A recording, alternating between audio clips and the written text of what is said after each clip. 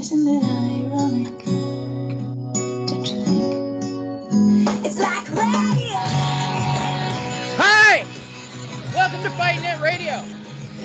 Isn't it ironic?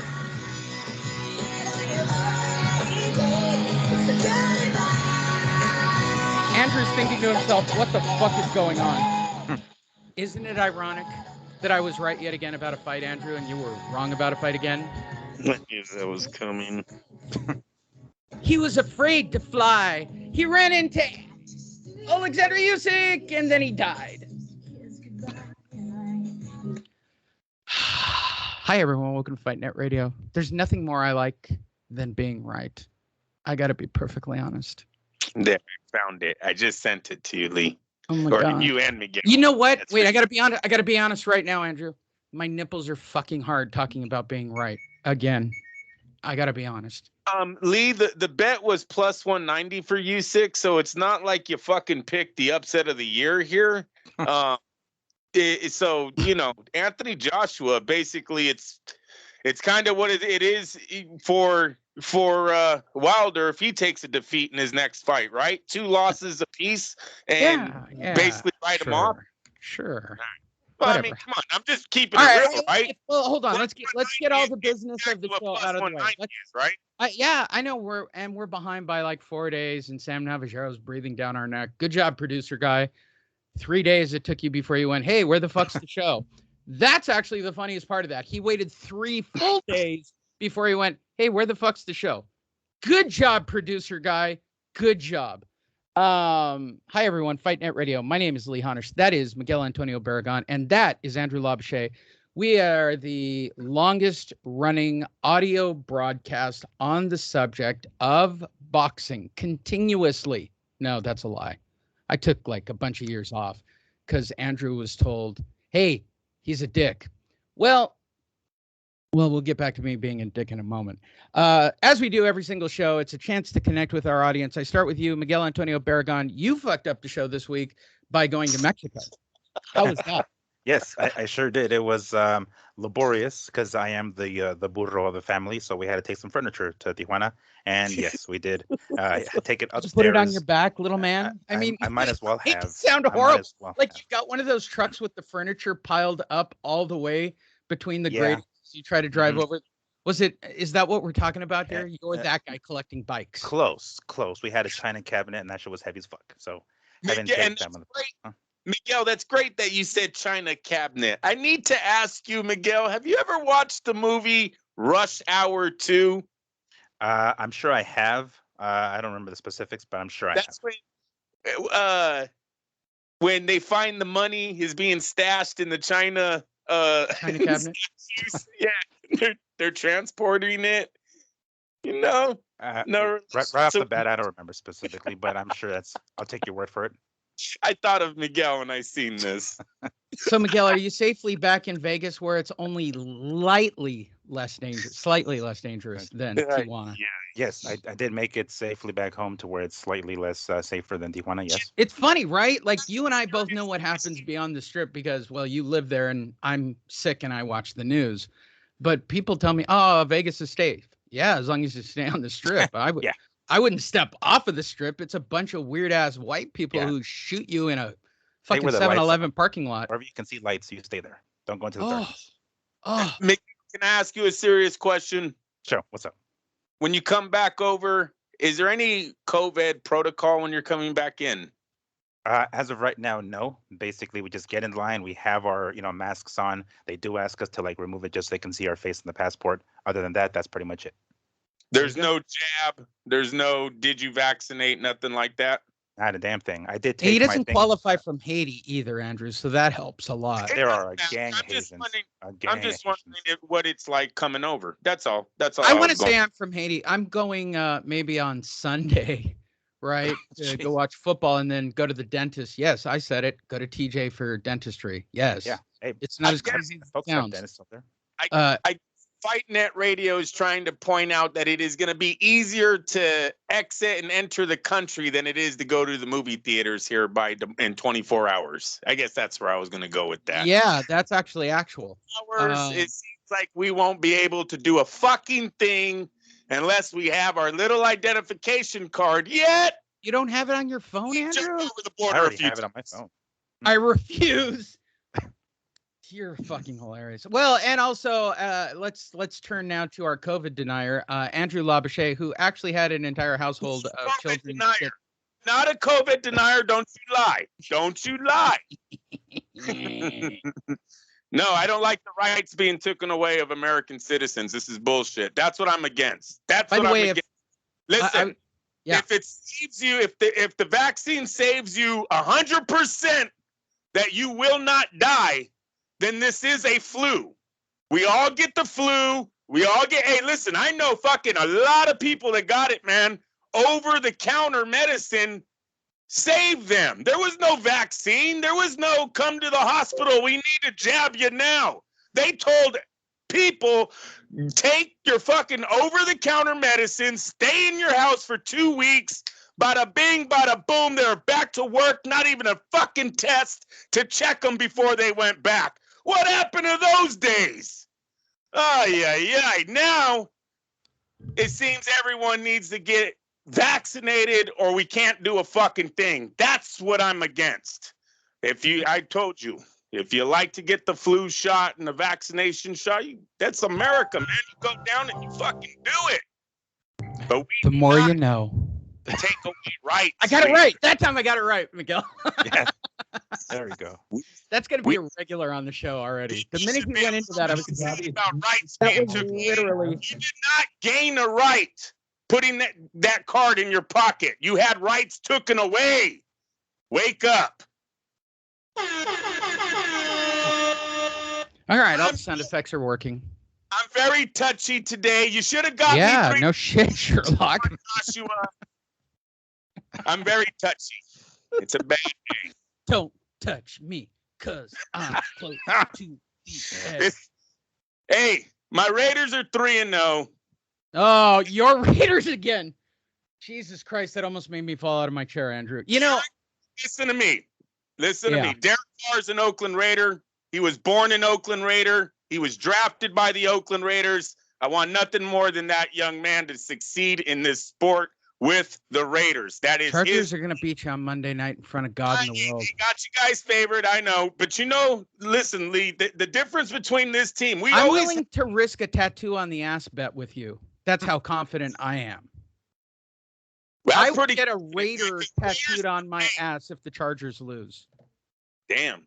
That's pretty Will confident. you be willing to put a Chargers lightning bolt on your ass cheek if they win? No. Yeah. I'd rather get a Chargers tat. No, I won't even go there. No, you wouldn't. No, Let's you wouldn't. move on. Should we do t-shirt bet again? We have to walk into the store and do the t-shirt bet again? I will take that bet. Yes, sir. All right, t-shirt bet. So, Miguel, you weren't around for the last one of these. Once a year, the teams are at least fairly competitive, and Andrew and I get a wild hair up our ass, and here's how the bet works. Whoever wins the bet is the safe person. The loser has to go to a Walmart, because remarkably, here in San Diego, they have both Charger and fucking Raider gear. And I've been losing the bet, I think historically, Andrew, for 10 years. I put on the gear, including the hat or whatever I can find in the store, take a picture, post it on Fight Net Radio. And Andrew has to do vice versa. I think easier for Andrew, you could just go on one of those Photoshop fan pages for the Chargers and just make a goofy Chargers fan page picture for Fight Net Radio. Or I can go to the hats. I'll get a hat. That's cool. Yeah, I like that. And my name's Lee Hunnish.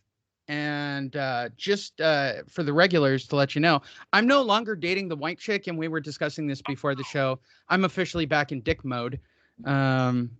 I've tried the quieter, easier, softer lifestyle for the last year or so, and I've discovered not as much fun as being in dick mode.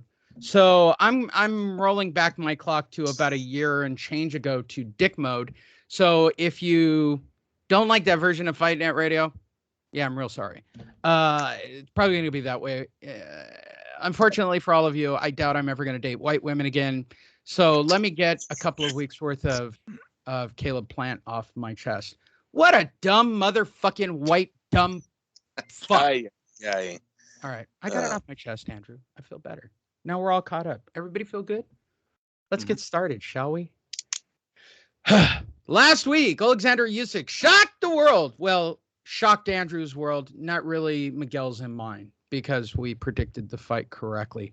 Alexander Usyk does win a unanimous decision over Anthony Joshua, beating him quite handily in the fight. It was, there's so much to talk about from my perspective. I think, and we said this before the show, so I'll start with the thing that I found most shocking about the fight. Eddie Hearn didn't try to fix the fight. Like, there wasn't a scorecard in favor of Anthony Joshua. What are you talking about? One of them was 115, 113. They were all three 115, 113. No. There was one 116, 112. That was pretty. Okay. I thought they were was all wider than that. 115, 113. Okay, then he did put in a little bit of a... Yeah. Yes. All There right. was one judge that was trying, Lee. He was like, fuck. Well, how can you when Alexander nearly knocked him out in the last round, Rocky style, by pouring it on and closing out the fight? We've said it a million times. You want to be the champ in a decision fight, turn it on in the 12th round and leave no doubt in the ring. Leave a last image. So we will start with the veteran of the crew. Go ahead, Andrew. Get it all off your chest about Anthony Joshua not showing up for you. He showed up, I thought, Lee. I didn't think he just couldn't finish the fight. I thought Tyson Fury had one of the best ones. And you know what? You guys might have said it too. You guys all had good predictions. Whoever picked Usyk, not trying to take any shine away from anyone, but he needed to get it done early. If he didn't get it done early, things are going to get real shaky at the end because of his size. Just his past fights, we've seen him lose it at the end, get tired at the end. It happened again. Going into round 8, I think all the judges, didn't they have Joshua ahead, or he's only down by 1? He's only down by 1 going into the final 4 or 5 rounds. But yeah, and that's the way Miguel pretty much had it. He and I were scoring in real time, and that's about how we both had it. Yeah, he loses it in the championship rounds. Very upset that this man was able to beat Klitschko. I really was, because I just don't see it anymore. Now I sit there and ask, how did he even fucking get out of that 7th round with Klitschko? Or, Andrew, maybe it was Klitschko that fucked up Joshua in that fight so bad that he was never able. I don't even think he's good enough to beat Klitschko right now. Damn it. I'm really upset because, Lee, that fight is what really set the pace for me and Anthony Joshua. That pulled me away from it with him and Wilder. If you ever asked me about those two, and I always went, well, fuck, he just knocked out Klitschko. Fuck, Wilder needs to do something. And Joshua's the fucking man right now.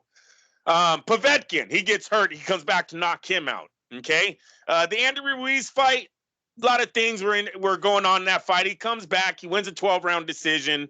But everything that I ever seen in Anthony Joshua really goes back to that uppercut he landed on what was the heavyweight king at the time and changed everything in the sports world. He's 6'6", he's 240. He seems like he's the thing. What he doesn't have. Oh, Andrew disappeared. Should I just fill it in with Rocky IV music? Loud. I can't even hear. It is? That's too loud? What were those men walking? Oh, Jesus. whoops. Wow. Andrew's life is just Gang blowing called up that to as we record the show. Hold on, let me go back to the Rocky IV music that Anthony Joshua came out to. Coming to the ring right now, with more fireworks and more pyrotechnics than any other fighter in the history of boxing, Anthony Joshua. I like all that, though. I like how the Europeans, how they bring their fighters out. Always have. There was nothing wrong with that. Lee, he wins a fight. He's back on top of the world, right? Well, he didn't win, but if he did, he's Eddie Hearn's guy again.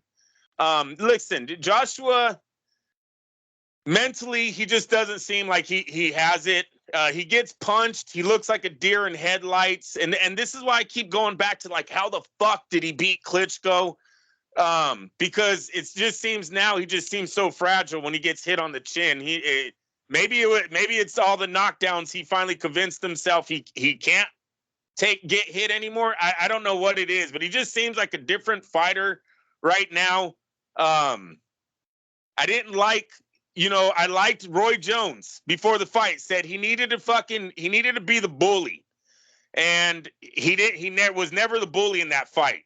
He did a decent job, I thought, of throwing power shots. Are you guys still with me? Yeah. All right. He did a decent job, I thought, of throwing power shots in certain rounds.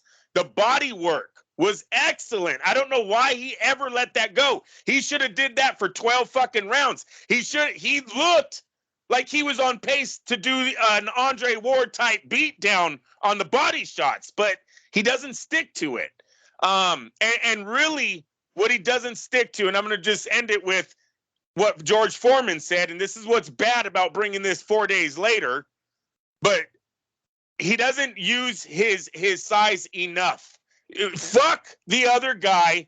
You go in there, you're 6'6", you get Usyke to the ropes, and you start handling your business. And it's probably his chin that won't allow him to be that fighter. And when you think of it that way, it might be time, what Prince Nassim Hamad said, for him to retire. All right, Miguel, what have you got? Well, if there was a judge looking, it's always a tough one to follow. I realize it is, yes, especially when you drop the horn like that. Yeah. If there was a judge looking to give the fight to AJ, it was me. I did have it going 115, 113 at the end of that fight. I thought, you know what? Some of these rounds that Usyk took off to kind of like rest or recoup, damn near by default, I thought we're gonna go to AJ. So I was expecting, you know what, this fight to be a lot closer than that. But when I looked at my scorecard, I'm like, yeah, you know what? I got Usyk coming ahead, as me and Lee predicted. I didn't think it was going to be a unanimous decision because I did think there was going to be a judge who was going to forcefully give it to fucking AJ one way or another, and we're going to have a split decision. I thought that was the direction the fight was going. Turns out it didn't. It was a unanimous decision. So from the beginning, seeing AJ and his training camp and seeing how his body was coming into this fight, we said it before, it looked as though he was coming in with the same game plan as he did against Ruiz. He was coming in light. He was going to be on his toes. He was going to try to outbox his opponent, which was a bad fucking idea because we're talking about a smaller, naturally smaller, lighter, quicker opponent in Usyk, who's a fucking excellent boxer. You're not going to go in there with that game plan and expect to beat a boxer at his game because he is the better boxer. And on top of that, a fucking southpaw. It seemed like he just was not able to get out of the way of that straight fucking left. Well, that straight left is the fucking Achilles heel for right-handed fighter for orthodox. For the same thing the other way around, orthodox, you got that straight right hand. That shit helps. It didn't seem like he was too concerned with throwing that straight right down the center. He was more, concerned with throwing the hook around Usyk's gloves, which did land on the occasion, but it just didn't seem like he was doing that enough. To piggyback of what Andrew was saying, he was going to the body like sporadically, and it's like, why the hell? You have a smaller guy in front of you who moves a lot. Why wouldn't you slow him down by fucking going to the body right off the jump? But he didn't do that, nonetheless. Ultimately, we saw what happened, and in that 12th round, he looked gassed as fuck. Like I did, even with that fight, I thought, or with that round, me and my pops were watching it, and we're like, you know what? That round looked so bad for AJ. I would not be surprised if a judge still had the fight going to fucking AJ's favor. And we thought this was Usyk's chance. Like, he had to finish fucking AJ here. Otherwise, some judge is going to take it away from him. Thankfully, that didn't happen. And, the right guy won. But this is the monkey wrench. This throws everything for a fucking loop. There is, a mandatory rematch clause there. We got the rematch clause in the contract. So we're going to have this fight happen again, or at least that's what we presume. When the hell is going to happen, we don't know. But for the time being, I guess with the heavyweights, we have the four-headed monster, I guess, now with Usyk in this case, because we are going to have a rematch between these two, and we'll see if that dwindles down back to 3 after Fury and Wilder 3. But man, I was loving it. It was during the day, it was during the afternoon. I was half-assedly working while I was watching this in the background, so it was I was doing one of these double takes where I would tend to the customer and then go back to the TV, back and forth. So anyway, I was thoroughly impressed with Usyk. We all thought, you know what, he hasn't really, truly been tested yet at heavyweight. Who the fuck knows how the hell this was going to go down? And he passed with flying colors. Looking at Usyk's face, he didn't come out of there unscathed. He did take some shots from him from AJ, and he was able to take them. It's just I don't know what the hell AJ's issue was, not using his weight, not using his fucking natural bigger frame to Klitschko Usyk. Klitschko that motherfucker. Clinch him, make it rough, man. Like use your weight on top of him, get him tired so he's not moving around as much. It didn't turn out that way, but hey, you know what? Props to Usyk. That motherfucker, he's up there, man. It was strong. It was very strong, Miguel. Very strong. Like I agree with a lot of what you said, Miguel. I like how you started off when you talked about the rounds that you thought went to AJ, but they didn't. Mm-hmm. We've been saying that's been an ongoing thing in these fights. I don't know if anyone's been keeping a tab on this, but it really does seem like the challenger. That we're at a time in boxing where people just don't want to be on the other side of the controversial call, right? You want to be right with the public because the public opinion can kill you nowadays. Public opinion can get you fired. Public opinion has motherfucking judges from the WBA apologizing in public about their scorecard. Now, I don't give a shit if the scorecard's right or wrong. When the fuck did anybody in pro sports come back? Hey, ref, you did a bad call. Get out there right now. Motherfucker, the Detroit Lions should be pissed off, right? The fucking, what was it? The 66-yard field goal was done, Miguel, 2 seconds after the play clock had ended. 2 seconds. Did they make that ref come out and fucking apologize? His only job is to stare at a play clock and make sure the ball's high on time. He got that wrong. You see the NFL coming out and making him apologize? Listen, it's a real good time to be a challenger right now because that whole shit about you got to take it to the champion, you got to beat it really isn't there anymore. More and more, we are seeing boxing matches go to the challenger where it's like, yeah, he won, but I mean, was it really like, fuck, he's the big. Putting Usyk pound for pound, hold your fucking horses. Pull back on that a little. Pound for pound, 115 to 113, 116 to 1. It's not like this guy beat somebody that was Lomachenko or Terrence Crawford. Anthony Joshua, the hottest pick in boxing, was Usyk was going to beat him. That was the hottest pick. Don't care what side you're on. That was the hottest pick. The odds were plus 190. And negative 200 or 220 for Joshua. That is a pick'em fight. So it's pound for pound. Stop it. This guy, he in the judges' scorecards, he won it in the last 4 rounds. Joshua, a lot of nervous movement in that fucking fight. Mm-hmm. He looked tense. He looked really tense. What was he doing? He was trying to keep up with Usyk. You're right. Yes. Why? What the hell would he try to why would he adjust his height to Usyk's height? Oh, you're going to move your head? I'm going to move my head. Oh, you're going to bounce? I'm going to bounce. Like, dude, yes, I totally agree with you, bro. That nervous movement, all that shit bouncing around trying to keep up with the smaller dude, I think it really cost them.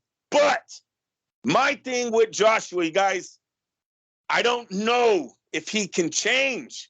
Look, when Lennox got knocked out, flash knockouts, man. Bang, one shot, and he was done.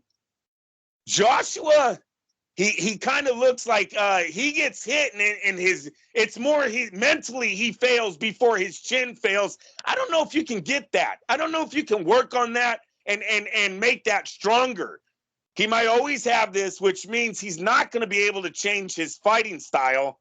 This new Andy Ruiz boxing thing that he has going on is gonna stay, and I just don't see him being successful. Listen, you guys. Swear to God, after the fight, I said, motherfucking Deontay Wilder would have knocked this dude out in 5 rounds. I swear to God, you guys. That's how mad I was about his performance. How could he ever match the intensity of Deontay Wilder? Curse you, Al Heyman, for keeping that American heavyweight from getting all those titles back here in the States. But I swear, I think Deontay knocks out Anthony Joshua. It's really hard, Miguel. Like, he's really in a pocket today. I'm going to try to get Well, close he said it was touchy, right? He's touchy today. I got 24 hours, you guys, until they tell me I can't go anywhere. Wow. Yeah. Well, we actually have some audio clips from the press conference for all of you. First question was, do you know what you got hit with, or how you feel about it? Some hard black stick. Something really, really hard. Okay. That was really interesting. Then asked how he felt after the fight. He broke into song. All around me are familiar faces, worn out. Yeah. All around me And he are just kept looping for some reason. And then finally, he just broke down during the press conference.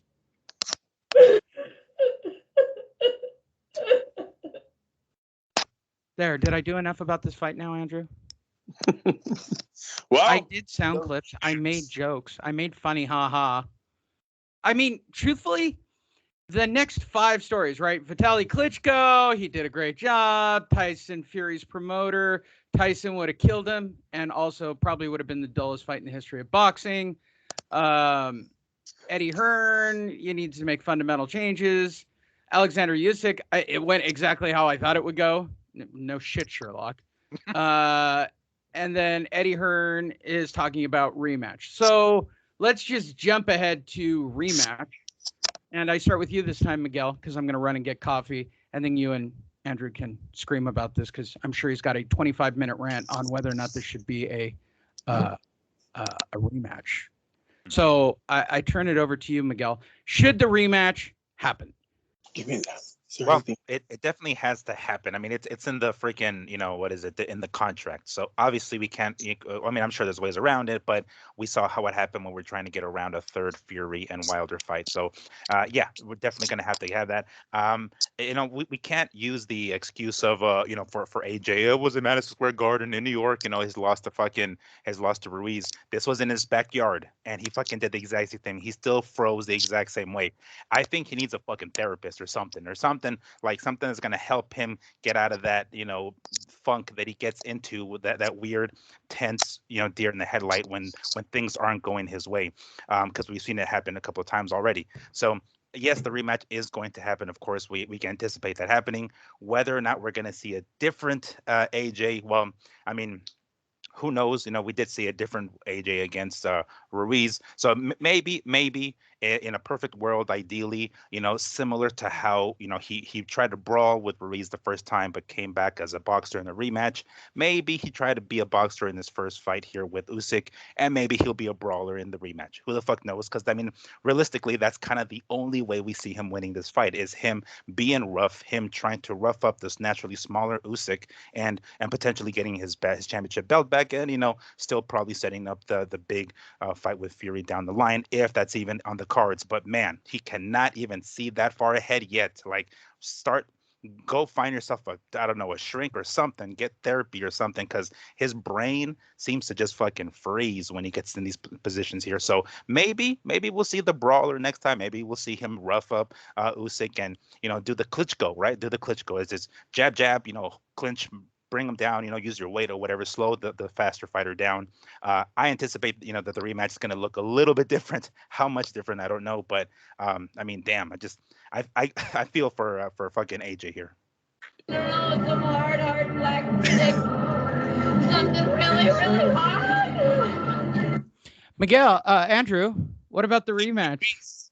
Do you think it'll be a big black stick, or do you think it'll be...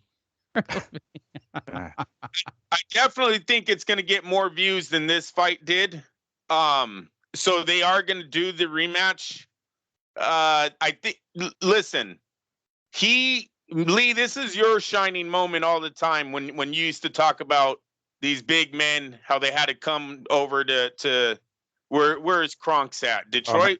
Detroit, Manny Stewart. You got to reinvent, okay, so Klitschko, for those that don't really know the history. I'm not stealing your shine, buddy, but that's what it needs. No, and I agree with you, and maybe people don't know this, but both Klitschkos were actually shitty boxers. because they fought like Joshua. They were big, straight up and down European boxers, and they each went to their respected version of, an Emmanuel Stewart to learn how to fight correctly. Or there's a difference in the heavyweight division. I don't think you can be a boxer in the heavyweight division. I do not think you can be a technician in the heavyweight division. I think you have to be able, I'm talking real boxing. Everybody mark your calendars. I think in the heavyweight division specifically, probably from about light heavyweight up, you have to be able to brawl. Like, you got to be able to throw a jab, and you got to be able to throw a big right hook. And if you look at Klitschko when he was the guy who was getting knocked out all the time and looked more like a Dillian White, and both of them were the same way. They look like Dillian White almost. They almost always got knocked out. They a couple of times with the one who would go on to be champion for a decade, one of the Klitschkos. Yes, I can't tell them apart either. They all look the same to me. You know what they say about white people? They all look the same. So I enjoyed that joke. So they learned how to do this jab and the big right hand routine. And I thought Joshua had worked that shit out for since from the Ruiz fight. Like, I thought he was going to give me more of what he did there. But I kind of agree with a lot of the sentiments. That why didn't he throw his right? Like, why didn't he let his hands go? What the fuck, bro? Let your hand go. You were setting him up. How come you didn't go for it? Like, launch that fucking thing.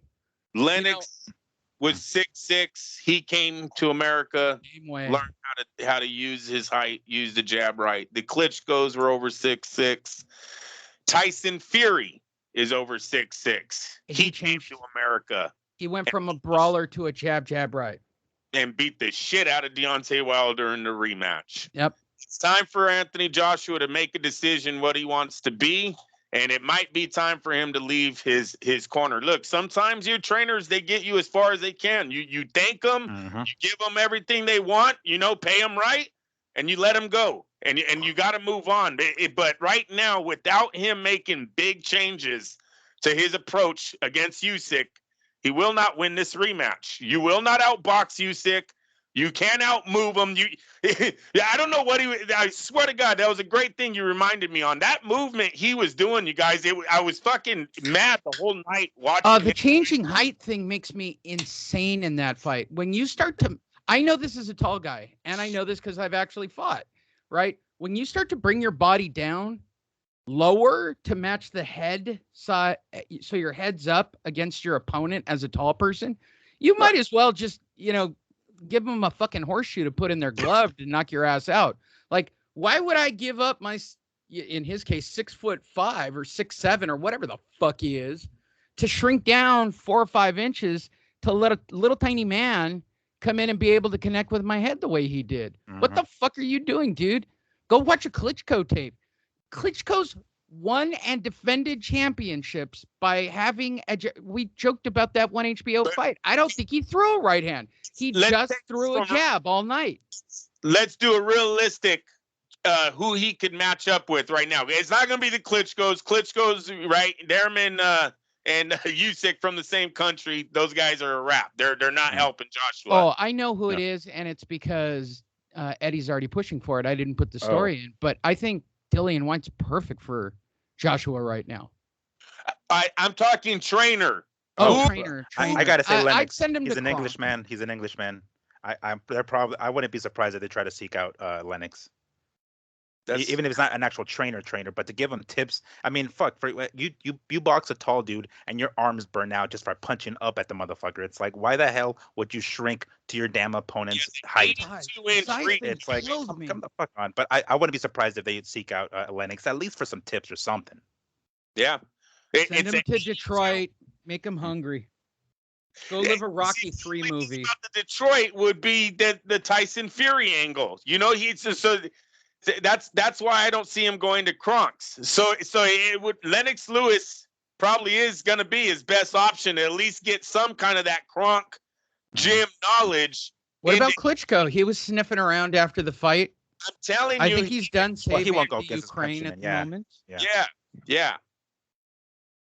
It's a nice pairing between the two. They're both Anthony, I could talk shit all I want about Joshua as a boxer, but he's a highly intelligent man. Like, this isn't a punch drunk individual. He's a really smart dude. He's very engaging. He's not your typical palooka. Is that a word? Palooka? But he's not, right? He's not a, fighter. And I think he would work really well with a Klitschko. I really do. It would be very interesting to see. Have we beat this dead horse to a dead horse? Wait, what did you have to say, Anthony Joshua? Then around some hard black stick. Something really, really hard. Thank you, Anthony. Is that Snooki, or is that what was that? That's still better than why me? That's what she says before the why me. Oh, it's coming up. Gotcha. Okay, hold on. It's coming up. That's the clip with the why me? Why me? Jersey Shore episode. Yeah, it's still great, right? I do personally, of all of those, I think the little known All around me are familiar faces. Love that. Kid's got 7 million views for just singing that one line from that song, which is so great. So great. And it reminds me of every fighter after a fight when they're asked stupid questions. Like, I feel Joe Rogan should be the one who interviewed Anthony Joshua after the fight while he's sitting there in the ring and all he's saying is, all around me are familiar faces. because that's the way he looked at the end of the fight, by the way. He looked like he could sing that song. Yeah. He was fucked up at the end of that fight. Like, mentally, he just looked so, like, literally. He looked like, defeated. He looked took defeated. out his stick, stuck it in his ear, fucked his brain right out of his head. Because at the end of the fight, he looked lost in the ring. Like, he was staring around with, that's why I pulled this sound clip. I mean, it is very accurate. This is the way he looked after the fight. He had this like look on his face. It was like, well, now what? Like, yeah, damn, now what? Now It what? really Like, was. that's how he looked. Around me are familiar faces. Yeah. Sorry, Anthony. That's just the way I see how that fight turned out for you, bro. Let's move forward with some of the news. Andrew, you were right. This was definitely a 2-hour show. We almost did a full hour on that fight. And there's still 2 major stories to be had. Quickly, Dana White alleges Oscar De La Hoya faked COVID after. That's the only reason I wanted to condemn the story. There are times where I think people listen to the show, and then there are times when I know people listen to the show. This is one that I hope Dana listens to our show. Dana, I hope you're listening, because this is the shit we've been saying all along, using the COVID as an excuse. I mean, changing it to I got the AIDS for the sake of the joke for the show. But, right? Like, how close are we to, I mean, we should probably have a COVID watch here. Are we close to Deontay Wilder having COVID, Caleb Plant having COVID? I mean, there's so many people that could break out in COVID here with big fights around the corner.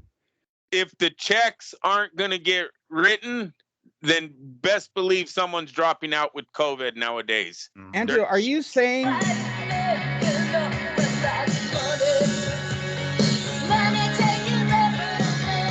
Yeah, that joke's not over. That joke's... If you're new to the show, that joke is now in its... De La Hoya versus Belfort was dropped 1 week before it took place. Holyfield versus Belfort's moved out of state in 7 days, is put on in Florida and put on pay-per-view, where they said only 150,000 people bought the pay-per-view. Now, you do the math. They said 7.5 million didn't even pay those guys. What do you think Triller really told De La Hoya he was going to make? Tyson made 8 million. What did Tyson? Didn't Tyson make? He made a few million off of the $80 million that they brought in. What do you think they struck the deal with Oscar?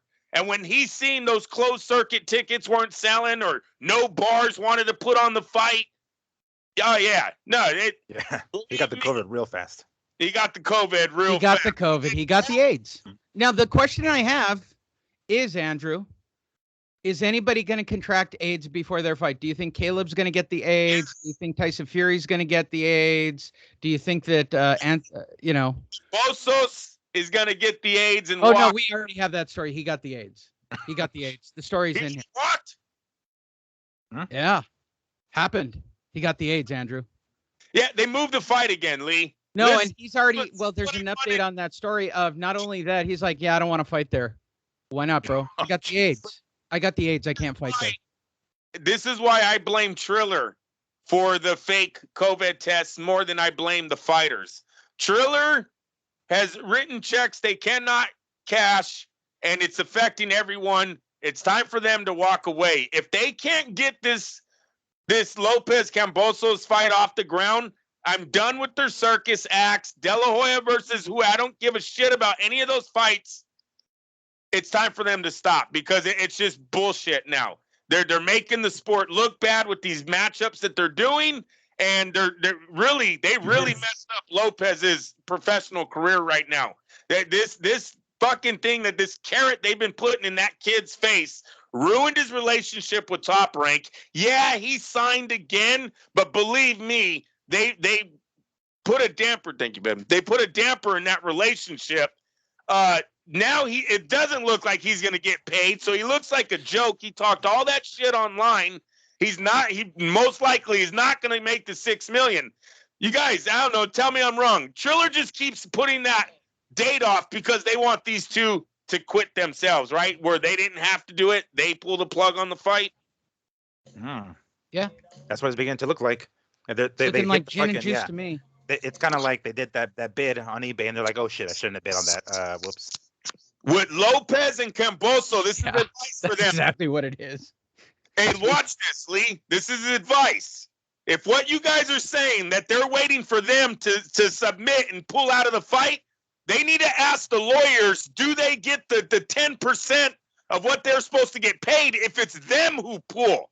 Because, see, if Triller pulls, then they owe these guys money. Hundreds of thousands, not millions, but hundreds of thousands. With Camboso and Lopez, if I was their two manager, I'd get on the phone right now and say, we're staying in until they fucking submit. And then we still get at least some money for the bullshit they put us through. You're definitely in a mood, Andrew. Definitely in a mood. Moving forward, Oscar De La Hoya aims to stage Ryan Garcia versus Joseph Diaz in LA, where you can't really get indoors, on DAZN by the end of 2021. Aren't you hopeful?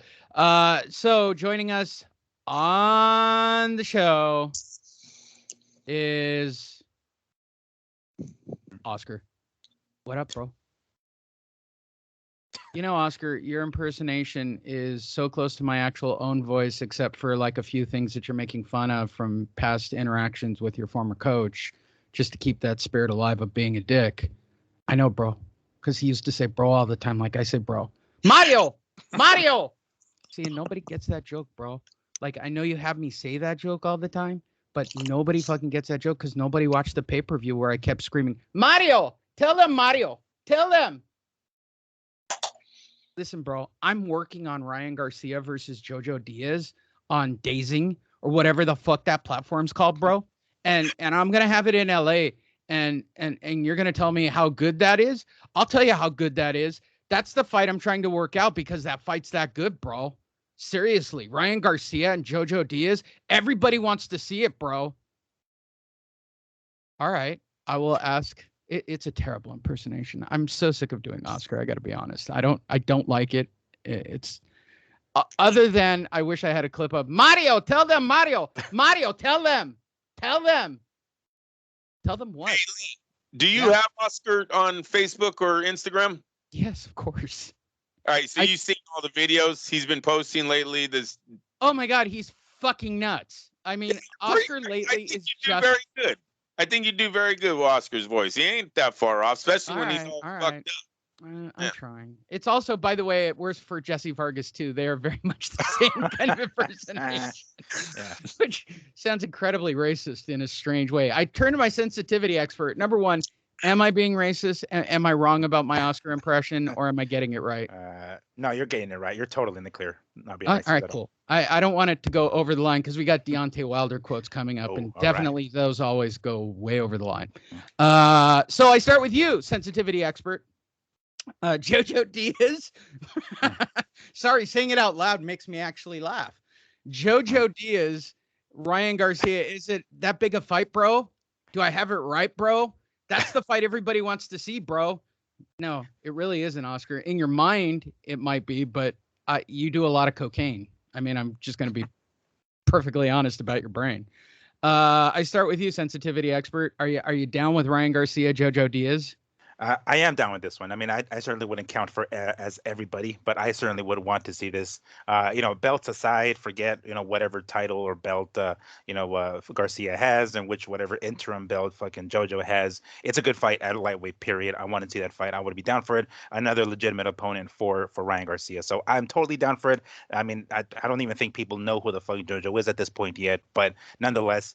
Put him in the ring against Ryan and see whatever he can do. Whether he wins or loses, if he puts on a good performance, people will know who the fuck JoJo is after that fight. So I'm totally looking forward to that. I hope Oscar is going to make the fight happen. I certainly hope it does come to fruition. But I mean, beyond us, I don't think anyone else gives a rat's ass about this fight. Listen, bro. I'm making the fight just for you, bro. Good. Okay, Mario. Tell them. Glad you're feeling better. It's a good fight, Mario. I think as long as I keep doing that, that makes the impression work a little bit better. That helps, yes. Listen, bro. Now I'm gonna talk to that asshole who wanted to start a fight with me when he was a punk ass bitch kid. So tell them, dude. Tell them what you think about my fight. That's fucking awesome, bro. Listen, this is a great fight when you think about what Ryan Garcia is coming back from, right? This is something that nobody thought. He was getting a lot of heat, not only through the media, but on the social media side. You're going to get a bunch of paper or cherry-picked fighters. Oh, I see Oscar protecting him. Jojo Diaz is not a protection. Okay, this is a legit fight. He's a two-time champion. He only has one defeat. It's over 30 victories. This is legit. This is a good fight. This is one would have been on HBO. Yes, it would have had people staying home. DAZN, I just don't know how many people are still tuned into this to DAZN. Or that's it, right? Not DAZN, or is it DAZN? Yeah. God It's damn it! DAZN. It's DAZN. Yeah. All right, DAZN. Jeez. Dazing. DAZN. Yeah. You could call it what Oscar calls it, dazing. Yeah, Oscar. Yeah, Oscar. He needs to tone it down. It's dazing. Oscar's on his way to another rehab vacation if he doesn't call soon. Look, he's got a lot of promoters, not only Dana White. Now you got Eddie Hearn talking shit about your drug use or your alcoholism. It's going to affect his company soon. I know I gave him the advice of lawyering up against the UFC, but that fucking put that to the side. Now he needs to just tone it down because he's constantly putting out videos where he looks like he's under the influence of something, and he just rambling. Like, how does he think fathers are going to want their undefeated? No, that's how Steve-O wound up in rehab. He kept making stupid videos, and Oscar's doing didn't represent people in $1 billion industry. Oscar De La Hoya represents. He doesn't really represent anybody anymore, Andrew. I mean, I've looked at the stable. There's nobody left. You got to remember, the richest contract in sports is still under that man's banner. Okay, no one else has topped what Oscar got for Saul Alvarez. So yes, he still has clout, and whatever clout he has left, he needs to preserve. He needs to stop with the fucking the under the influence TikTok videos or the stories he's putting on Facebook, his little 30-second clips. It's a bad look. I don't know why nobody can reach this man. And seriously, if Eric Gomez and these guys that are behind Golden Boy, Bernard Hopkins, if you can't reach them, then maybe it is time to get him into a rehab situation. If Oscar can't tone it down just a little and act like a responsible promoter on some of these fight nights. It's like fight night. Oscar's gonna be fucked up. Here we go. It's fight night. I don't think he can anymore. I don't even think he can do it anymore because I think he's been doing it this whole fucking time. This whole time he's been keeping it together, and at some point that downward spiral just has to fucking surface. That's exactly how it is. I want to be surprised how long he's been keeping this shit under wraps. Well, it's close to, like we were talking about, clean up just a little bit. So when you're on TV, I think he's been doing it for well over a fucking decade. Track it with my now. own destruction, right? how bad was I at the end of the At the drunk end, right? episodes of Fight That's Net when Radio? shit went Like, off how the long rails. before it all bubbled to the surface of, That shit went off yeah, the rails at the end, but you he kept it should probably together step as in and long save as Lee possible. before he Yeah, kills himself. right. At some point, he has to hit the rock bottom, right? And apparently, this is where he's at right Jesus. now. So prior to that, I'm sure he was doing just enough to keep it together while he was on screen. But hey, eventually that shit's gonna go off the rails, and that's what we're seeing now. Yeah, I I can can't. I can tell you, I believe rock bottom was Golden Boy losing Saul Alvarez's contract. That had to have been rock bottom for that company. I don't know why they haven't been. If they can't pull him back, they need to get him help. Somebody needs to step in because Golden Boy will not be functioning company here soon. Nobody's going there. If my son was looking to pick a promoter, you gotta believe I'm not looking at Oscar's the last one I'm looking at right now. He is the last one I'm looking at. Damn, there might even be willing to go talk to the PBC before I talk to What? Golden. Wait, hold on. Hold on. Wait, I can't even get it queued up quick enough. Wait, hold on. That actually deserves a little bit more. Hold on, Andrew. Hold on. Because that's the Around me, your familiar faces worn out. what the that's mind-boggling that you would say that sentence out loud. Lee, that's how bad his situation is to me right now. He's the last one I'm looking at for my son's professional career. Couldn't get a job at McDonald's. They're not going to let you watch the Happy Meals. Yeah, he's pretty bad. I love that joke. I love that. Smoke Crack got his job back. You can't do that. You can't do that at McDonald's.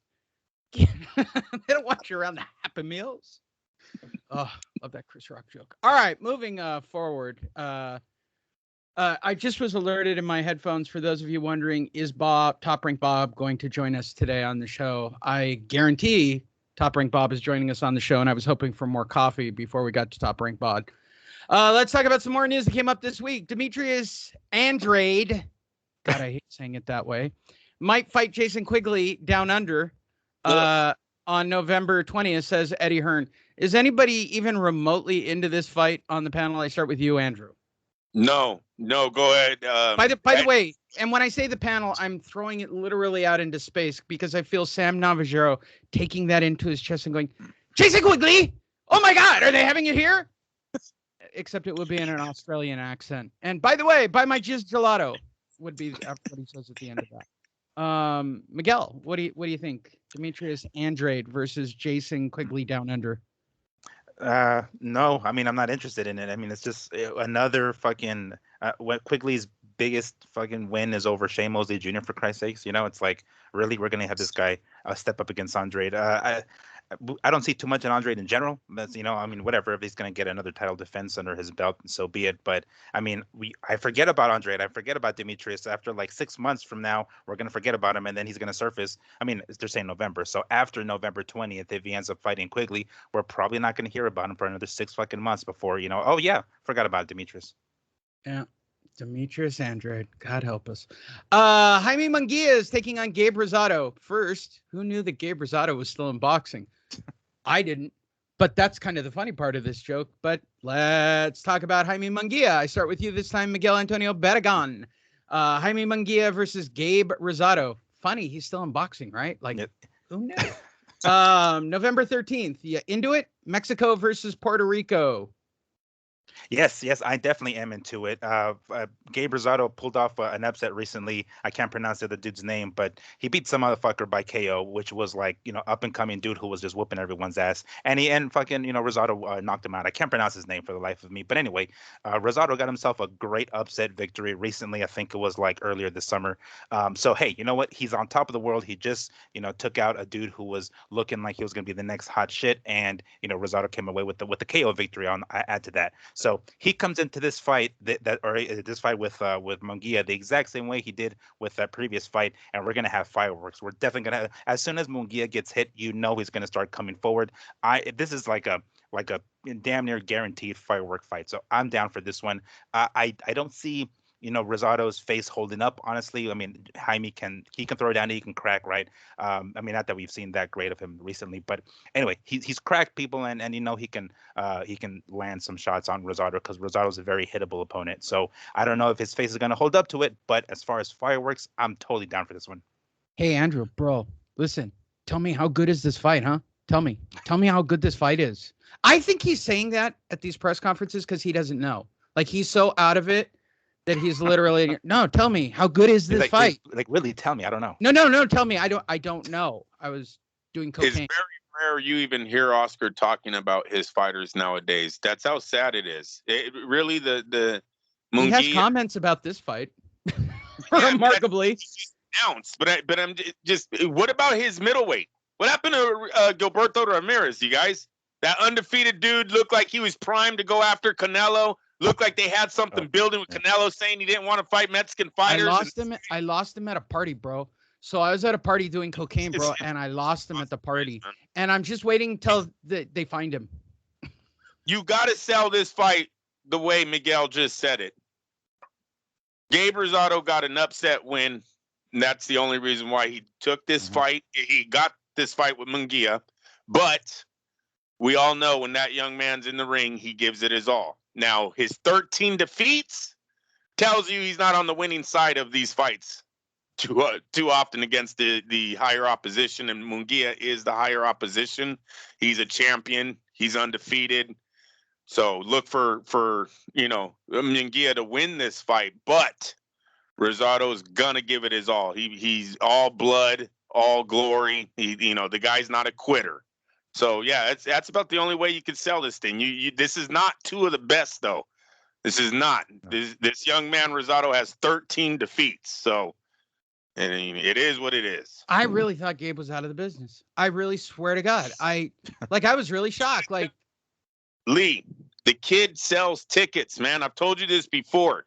He puts on the sunglasses. He gets a new tattoo on his body, his neck. Yes. his neck, right? Done, I think he's going to be tattooed on his face, but he has that attraction where, oh, man, this guy's a fighter. Watch out. Tattoo, sunglasses, and a fast mouth. He's a fighter. Look at his record.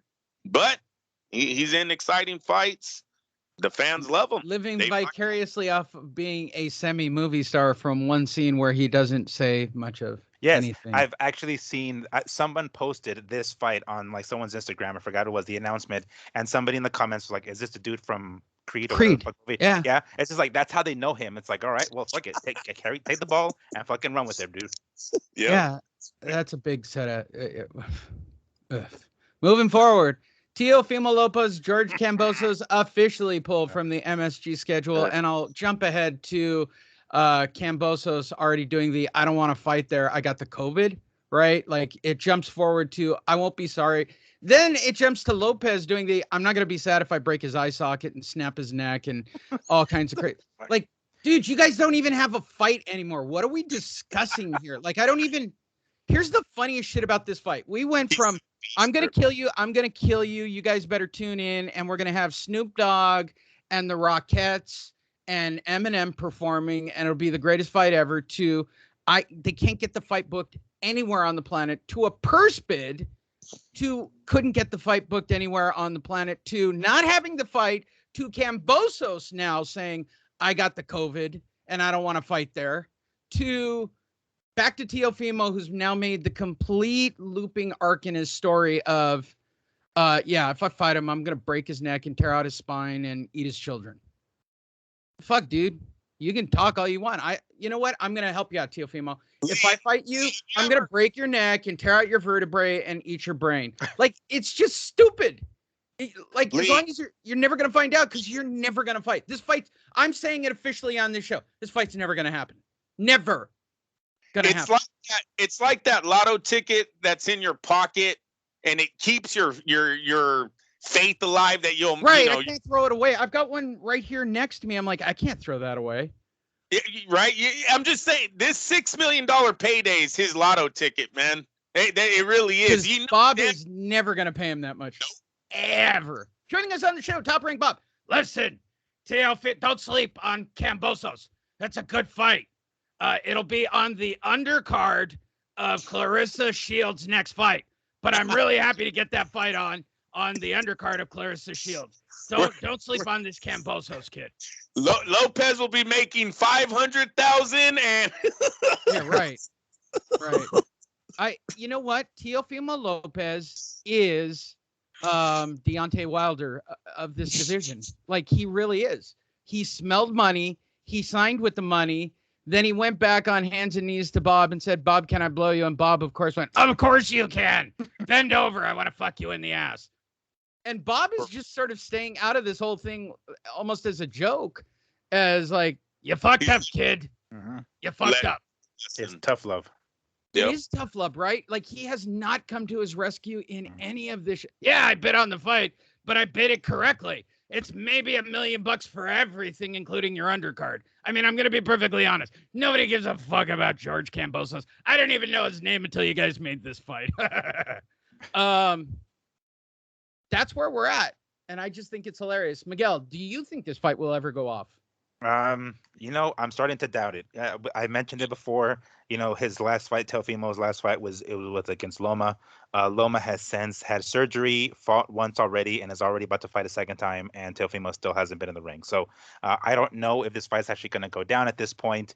I don't know. I mean, the fact that these guys are talking about, specifically Teofimo, talking so much crap without the fight actually being on the table. He's talking about fatality shits here with Mortal Kombat removing his damn spine. Vertebrae. You know, what the hell is that? I'm gonna freeze him or something. All right, that's enough. I'm going to use my. He's gone full Deontay Wilder. I'm going to use my ice breath. Yeah, I want a body on my record. I want my body on my record. It's like at this point, it's just getting really like I'm sick of it. I'm bored with it. You know, these guys need to get in the fucking ring. I think he's got to up his game and go supervillain. Look, I got lasers in my eye. I'm gonna use my laser eyes and I'm gonna burn his face off in the next fight. All right, Teofimo. I mean, that's crazy. You've gone full crazy then. If he started talking like that, I might buy into this. Other than that, it's like dogs barking at a fence. Mm-hmm. Like, I'm so over these two dogs. Let them out. Put them together. Yeah. Hey, wait, but isn't that all social media is?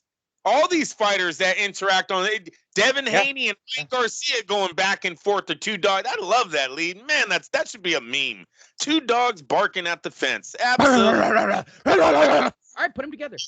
I'm putting my money on my fucking dog not doing anything and then licking his ass in front of the other dog. That's what I think's going to happen when you put them together.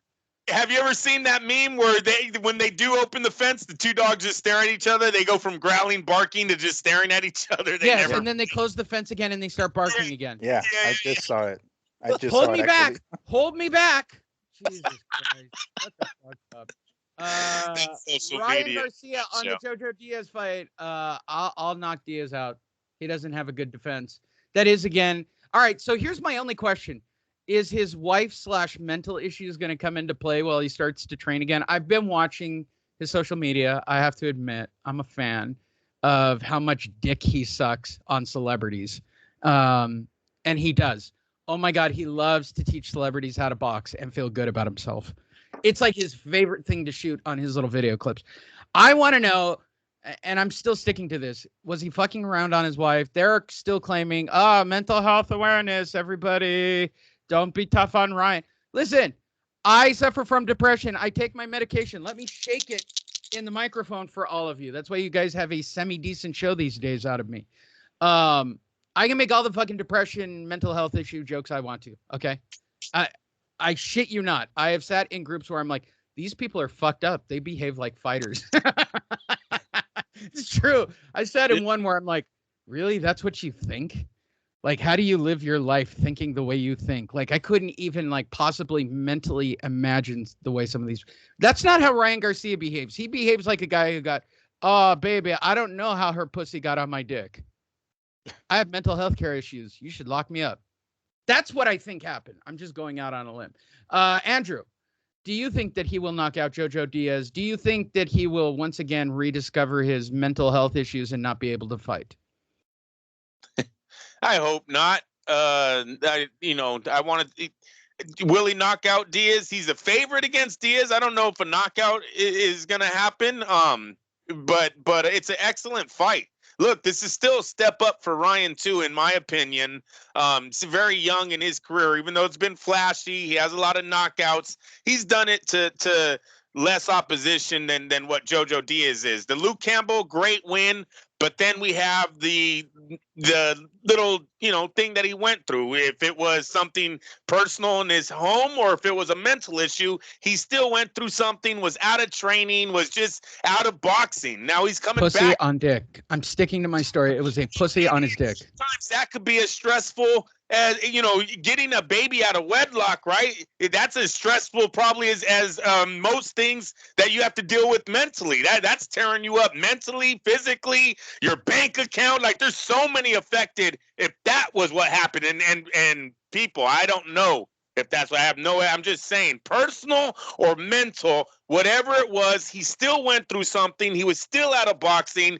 Coming back and fighting Diaz, that's a tough task there. That's not easy. So it's still an excellent fight. Going to be a great fight. No protection there.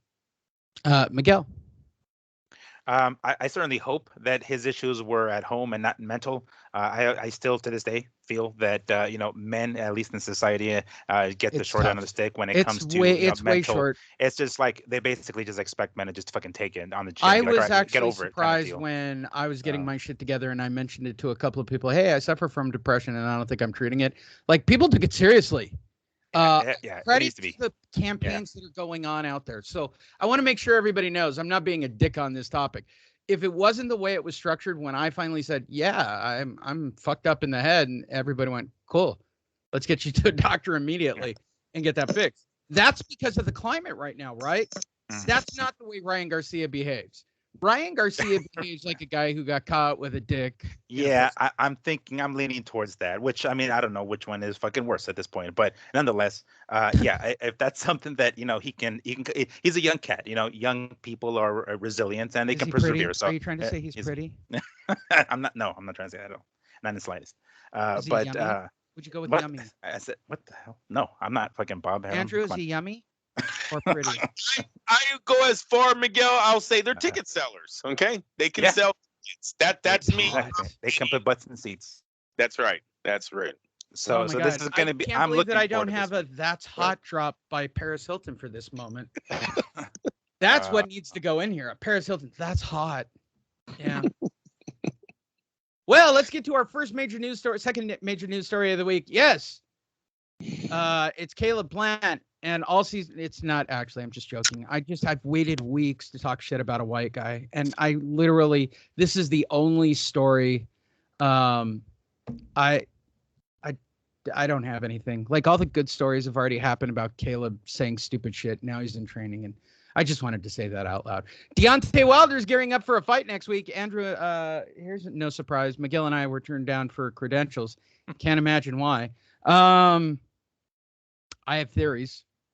Deontay Wilder is going to fight next weekend. We will do complete shows next week with the lead up, with the weigh-ins and all the horse shit that we normally do, because it is a heavyweight championship of the world. And we'll do one really close to the fight like we did for Joshua and Usyke. So everybody calm the fuck down. But Deontay ain't stopping with the comments. I just love reading Deontay Wilder comments. Listen, I just want to beat his ass. That's it. It's as simple as that. I just want to beat his ass. Okay, I'm going to tell you why I love this quote.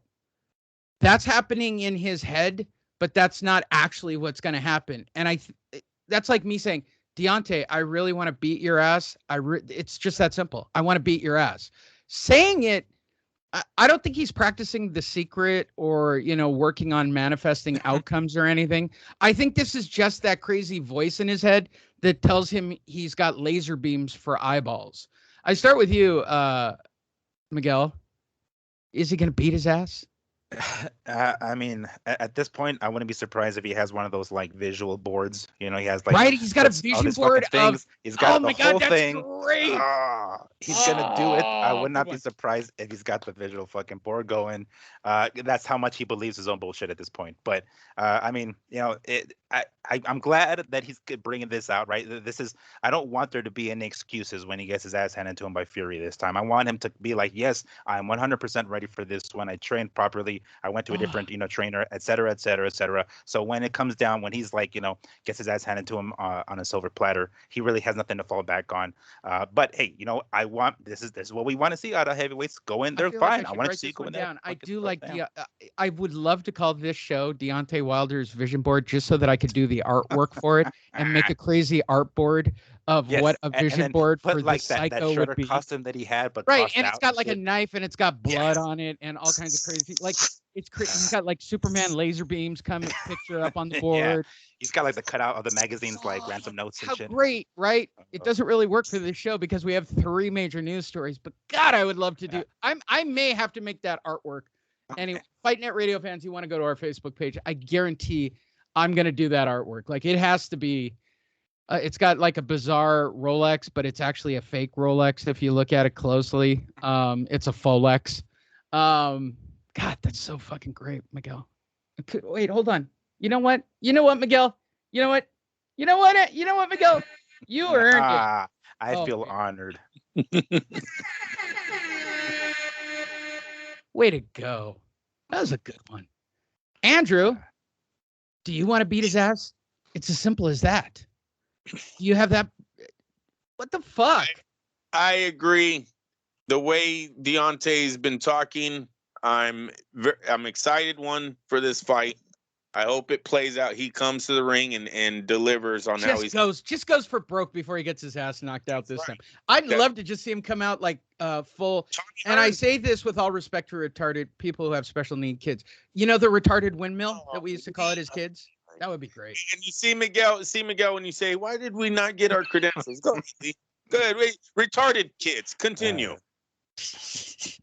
Couldn't have been the 20-minute jag on. Or Oscar De La Hoya. Mario, where's my Coke?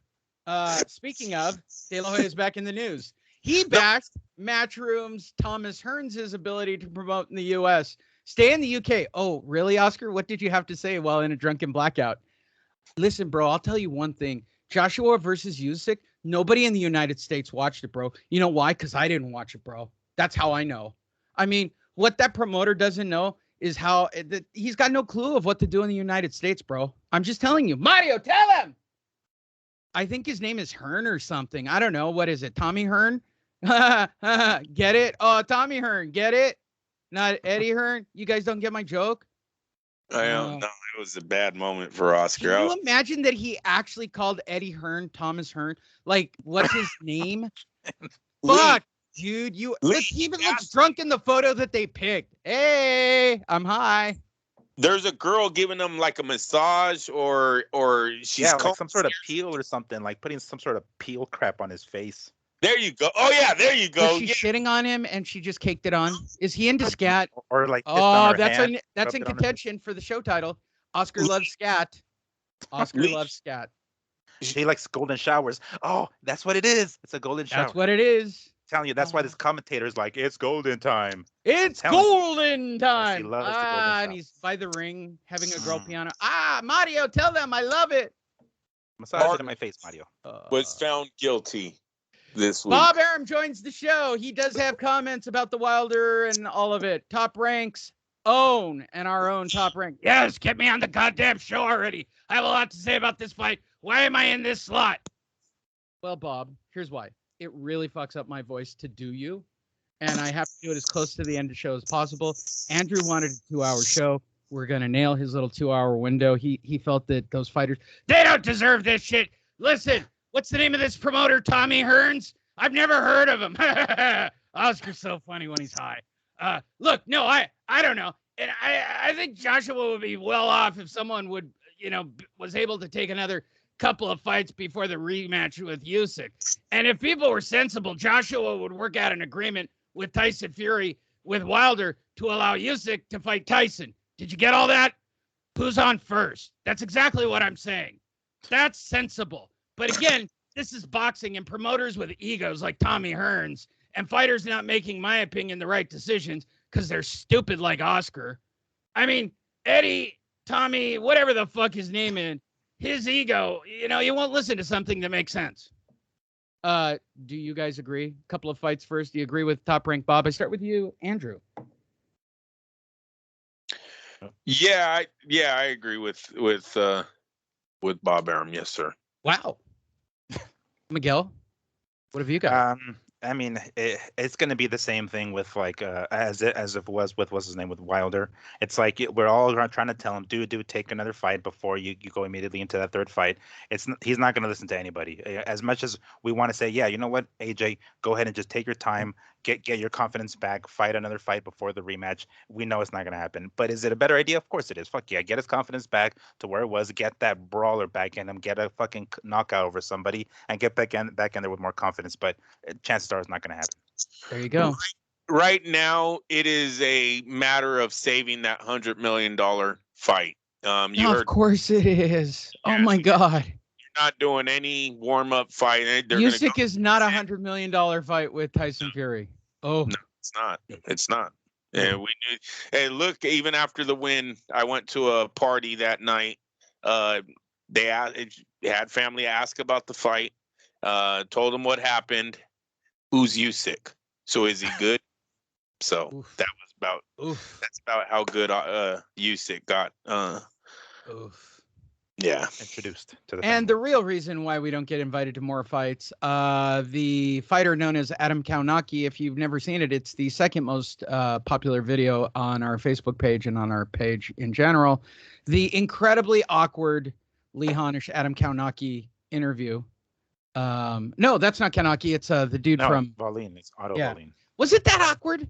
It feels now in retrospect. It was a little, well, awkward. when his like 12-year-old promoter kind of stepped in to cover, like to kind of take his back or get his back, it felt like things got a little tense. But it was. Did you started to get a little couple of hairs on the back of your neck at that moment? I was like, are we gonna have to start throwing down here? I mean, I can't beat fucking Valine, but I can take his 12-year-old. Well, Valine after the fight was pretty fucked up. I think you could have.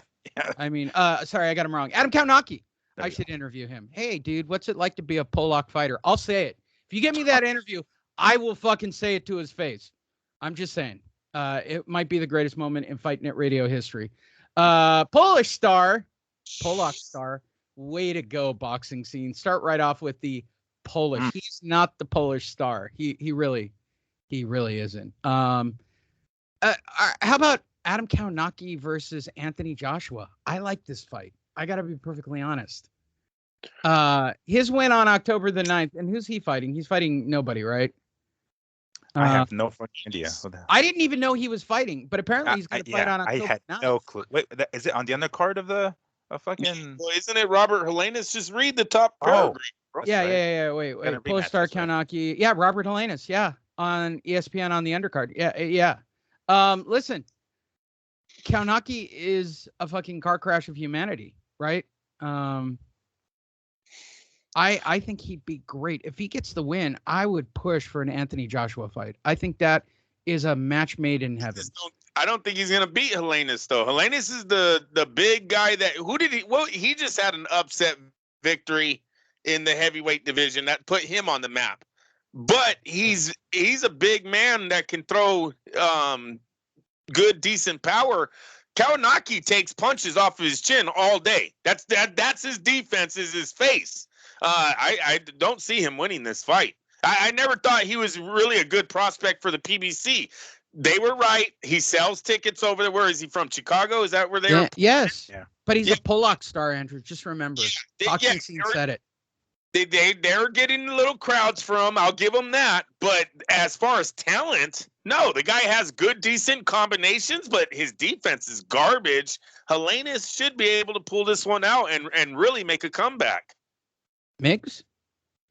Well, this is a rematch of their first fight where Helenius ended up winning. Helen, just call him Helen. So this was the upset. Gosh. This was the upset. So this was it right here. Yeah. Exactly. So far, we've gotten him confused with Otto Wallen, and now we've gotten him. This is how recognizable these guys are. This is the rematch fight. That's why we have Miguel. Like, one of you guys will get it right. Good job. I got you. You're looking at.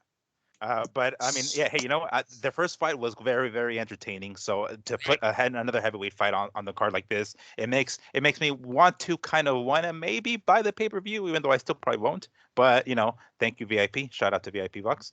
VIP So boxing. chances are, I'll watch it there anyway, and I won't. But it does kind of like make me want to possibly buy the pay-per-view because this is gonna be a pretty entertaining fight. I mean, like I don't think Kawanaki knows how to fight any other way. His fight with fucking who the hell was it? I want to say it was Areola, I think it was. Very entertaining fight. So dude can throw down. He can absolutely throw down, and I'm down to watch this one again because he was upset. I don't remember if he was undefeated prior to this. I want to say he probably was, but getting this win back absolutely puts Adam Kawanaki back on the map.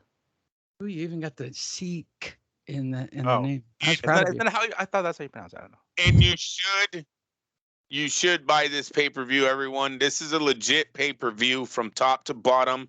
Yeah. All fights, all named fighters that we will all. They deserve at least 2 shows out of us for next week. Yeah, they deserve the pay-per-view this time. This is a good one. And then the This main isn't DAZN and not. Yeah, I agree. This isn't 2:00 in the afternoon. This is the real deal in Vegas with all the bells and whistles, and we'll see. We'll see how it actually goes.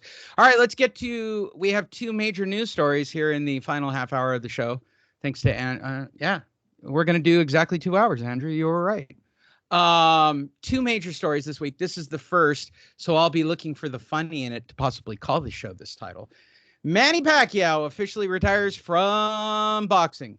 Boxing has always been my passion, stated Pacquiao in a 14-minute, 20-second video, which included various highlights from his illustrious 26 career.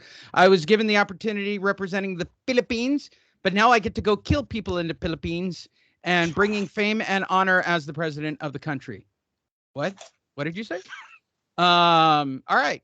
Actually, they're actually trying to. There's a rumor that the execution might be Manny in the ring with no gloves. That's how he's taking them out. Nice. So if you do drugs in the Philippines, you get a free boxing match with Manny Pacquiao, the president, who will execute you publicly in a town square, and everybody's standing around like a Frankenstein movie with pitchforks. What was the Van Damme movie where they put their knuckles in the glue and then they put them in the glass? That's Kickboxer with Tom. That title from the previous show is rearing its ugly head, which is Manny Pacquiao retires to go kill people, is definitely back in the running for this week's title. It's official. Andrew, how do you feel now that it's official, which I don't think it's official. I think that if somebody called and said, here's $100 million, are you sure about official? I believe you can call this politician official, right? Oh, good. I like this politician official. However, you can make that work. I know I'm not the best at the English language. No. That's very strong, bro. It makes sense. That's strong. Yeah, because I honestly think he's lying to his people to get the vote. And his ass is going to be back in the boxing ring making $1 million again. As the president of the Philippines, my God, how much money would this motherfucker generate if he boxed as the Philippine president? At least one, because you guys said it right. It was you guys that said the go away match, right? And you got to have one where he goes off in the sunset. Yeah. That's right. But he should do it as president of the country. Oh my God, especially because he executes, drug takers. So Oscar, stay out of the country. That's what I'm saying. I think if there's a more moment, I believe that it's, listen, Oscar, don't go to the Philippines. They'll just shoot you in the head for doing drugs. Miguel, do you think it's official? Well, when he first kind of sort of half-assedly announced it, I did suspect that he was trying to be, the politician in him was already coming out. He wasn't quite saying he's officially retired. He's pretty much been saying, my career has been done for a long time. But it never actually put that exclamation point until just recently, which throws my theory out the window real fast. So I don't know if he really is retired, but I mean, come on, let's be real here. Exactly what Andrew was saying. The second, let's say for the sake of argument, he wins, the presidency, and boom, he's get himself a seat in there, and he comes back. What the fuck? What has anyone ever done that? Has there been a president who's ever stepped in the ring and threw down? No. So I mean, that's better than the Putin shit with the horse and the jujitsu shit, right? Like this would top all the other countries. And Putin, if you're asking me, I would like to see him fight Putin. I mean, that's on paper, that's a good fight, right? It would be the strongest presence a president ever gave to their country if Manny with all That's of why his Putin does it, right? He does all the wrestling and the horseback riding and taking his shirt off and jacking off for everybody. that, yeah, you got a man as your president. Yes, sir. Manny coming off into the ring. Hey, look, he always is around Las Vegas with all his generals, right? They all have their army suit, not army suits, but they're Oh my God, he does the whole like little dictator outfit routine when they come to Vegas, and oh my God, like some kind of bad like James Bond characters all standing there in their oh my God, that's like so the funny. henchman, James Bond henchman. El That's what it Presidente. kinda used to look like back in the day, man. Those guys, they would have all their badges on walking around Vegas like that. It's like, damn, you brought the whole army. That's so hilarious. Wow. I didn't see that angle coming, and makes it a little more interesting. By the way, as a side note, Billy Joe Saunders is basically retiring from boxing. I'm not worried. Oh, of course. I'm not fighting. I'm over it. Yeah, I'm sure. So the first time this dude really gets fucked up, he's done with boxing. You know what? I kind of respect that in a strange way, right? You go in, you get jacked up bad after being basically unstoppable because you're protected by Tommy Hearns for your entire career. And if you guys don't think that I'm not going to call Eddie Hearns Tommy Hearns indefinitely from this point forward, you are listening to the wrong goddamn show. The It only would be difference is- awesome if one of you guys could ask a question. Tommy Tommy Hearns. Hearns, I got a question. Mr. Hearns, Mr. Tommy Hearns. Look, here's the things that I would really like to see at a press conference because Miguel goes to him more than I would. Number one, next time you're with Oscar, hey Oscar, where's the cocaine? No, How great would that be? How great would that be? I mean, it's awkward. You'd have to shoot it from the back of the room casually, right? Where's the cocaine, Oscar? Right? You guys missed it on. None of you guys went and watched when someone asked Oscar if he wanted to dress like a girl or Yes, we did. We were actually exchanging all those texts, but yeah, when that went down, yes. Okay. That's some brave motherfucking shit. I know. He said, man, that's a Monday. Ooh, Oscar, that man is crazy. That Yeah. What about the spoons, Oscar? That's a Tuesday. Cocaine? Yeah. That's a Wednesday, bro. Midweek. Got to get the party started. Woo, boo, boo, boo. Right? Like, how great would it be if you just kept throwing shit at Monday, bro? I dress up in the shit.